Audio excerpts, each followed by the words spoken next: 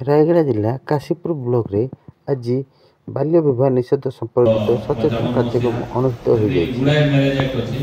ତାପରେ ଯେତେ ଯେତେ ଆମର ବିଜ୍ଞାନ ଉନ୍ନତି କଲା ସରକାର ଦେଖିଲା ଯେ ବହୁତ ଜାଗାରେ 13-14 ବର୍ଷ ପିଲାମାନେ ମ୍ୟାରେଜ୍ ହେଉଛନ୍ତି। ସେଥିପାଇଁ 2006 ମସିହାରେ ସମିତି ତରଫରୁ ଆସିଥିବା ସମସ୍ତ ଅଙ୍ଗନବାଡ଼ି ଆଶାକର୍ମୀ ଏସ୍ଏଚ୍ଜି ଗ୍ରୁପ୍ ଆଉ ଆମର PO GRS ADO Kashipur panchayat ସମିତି ତରଫରୁ ସ୍ୱାଗତ। ଆଜିର ଏହି ସଭାରେ ଆଲୋଚନା ହେବ ଆମର ଶିଶୁ ସୁରକ୍ଷା।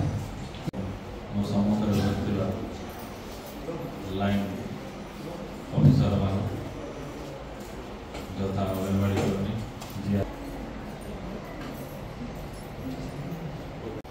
ଶିଶୁ ସୁରକ୍ଷା ଆମର ନିହାତି ଭାବରେ ଏ ପାଠଟା ଆମେ ସମସ୍ତେ ଜାଣିବା ଦରକାର। ମ୍ୟାରେଜ୍ ଆକ୍ଟ ତ ଆଗରୁ 1954 ମସିହାରେ ବାହାରିଥିଲା। ମ୍ୟାରେଜ୍ ହେଉଛି ସାମାଜିକ ଗୋଟେ ପବିତ୍ର ବନ୍ଧନର